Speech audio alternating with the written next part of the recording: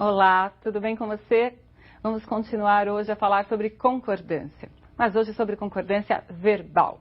Na aula passada, vimos qual é a relação do substantivo com o numeral, com o pronome, com o artigo ou em circunstâncias especiais, né, se relacionando com outros termos dentro de construções específicas. Muito bem.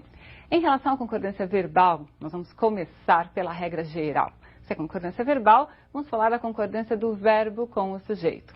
Então, vamos à regra geral, observe, fique atento, depois a todos os outros casos especiais também.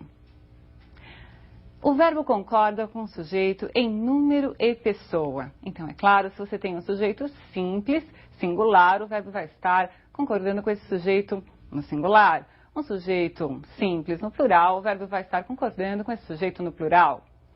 Você não vai dizer, hoje nós vai à festa. É claro que esporadicamente ouvem-se construções desse tipo, mas você deve cuidar, observar, para que nem na linguagem falada esses equívocos ocorram. Nada de nós vai, hein? Vamos lá. É importante que você comece a observar que há relação entre o verbo e o sujeito, e nós vamos falar agora do sujeito composto. Sujeito simples, eu sei que você não erra. Vamos ver em relação ao sujeito composto. A posição do sujeito composto é importante. Se ele vem antes do verbo, temos um procedimento.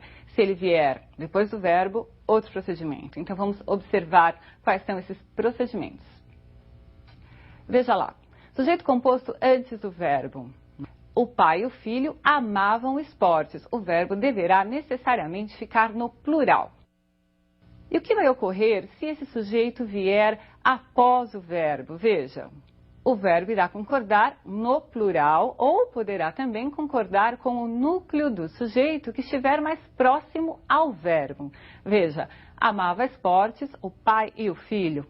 Ou amavam esportes, o pai e o filho. Não há aí uma preferência, usa-se uma ou outra forma, depende do estilo do autor. Né? Você prefere o singular antes do sujeito composto ou você prefere o plural? Escolha.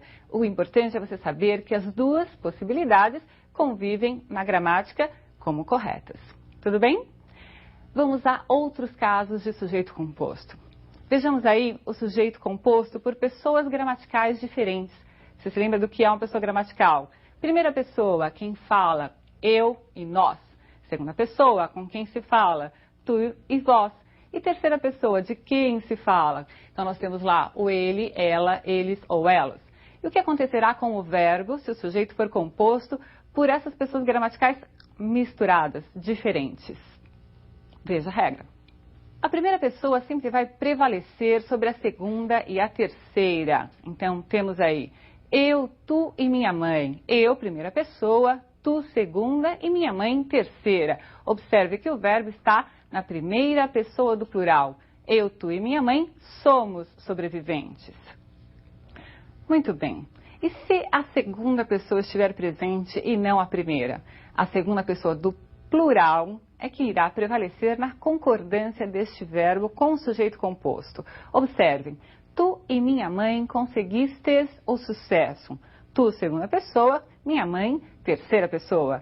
Então, se não houver a primeira pessoa, irá prevalecer a segunda pessoa do plural na concordância desse sujeito composto por pessoas gramaticais diferentes. A construção, então, não é difícil. A primeira pessoa prevalece a primeira pessoa do plural. Não há a primeira pessoa, mas a segunda prevalece a segunda pessoa do plural. E cuidado com essa segunda pessoa do plural, porque ela é pouco utilizada na linguagem coloquial. Mas ela está lá na gramática, ela existe, você pode fazer uso dela e os autores também. Ficou claro? Vamos a outra construção interessante que se refere ao uso do pronome de tratamento. Normalmente, nós utilizamos em lugar, não é, do tu, o você, em lugar do vós, o vocês. E você já observou que o verbo concorda em terceira pessoa. Não é? Eu digo você vai a algum lugar. A concordância é como se estivesse ali presente um ele. Mas o você não é pronome pessoal do caso reto. Então, os pessoais do caso reto são aqueles que funcionam como sujeito. Eu, tu, ele, nós, vós, eles. Muito bem? Você é pronome de tratamento.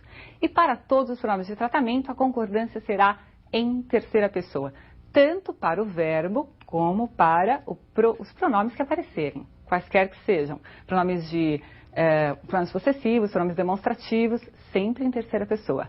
Observe o exemplo. Veja lá então, não se esqueça, verbo sempre em terceira pessoa. Vossa Senhoria procura por algo? O verbo está em terceira pessoa e observe que o pronome de tratamento usado foi Vossa Senhoria, não é?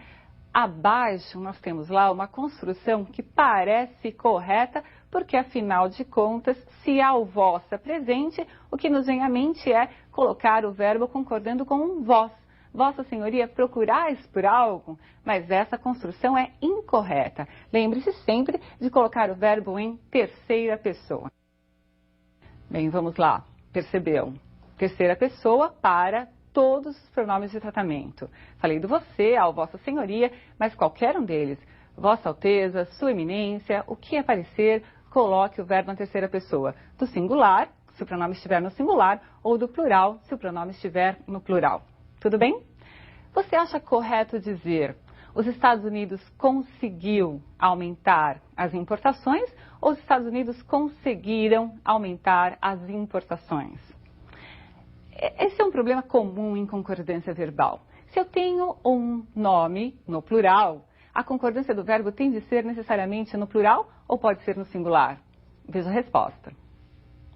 Sujeito representado por nome próprio no plural. O verbo vai ficar no plural se esse nome próprio admitir artigo no plural. Então, a resposta à minha pergunta seria: os Estados Unidos conseguiram. Percebeu? O verbo foi para o plural concordando com esse artigo presente. Caso eu não usasse o artigo, eu poderia sim dizer Estados Unidos conseguiu, não havendo o artigo. Muito bem? Eu digo, Amazonas é um grande rio, não é? E se eu colocar um artigo, o artigo será colocado no singular, o Amazonas.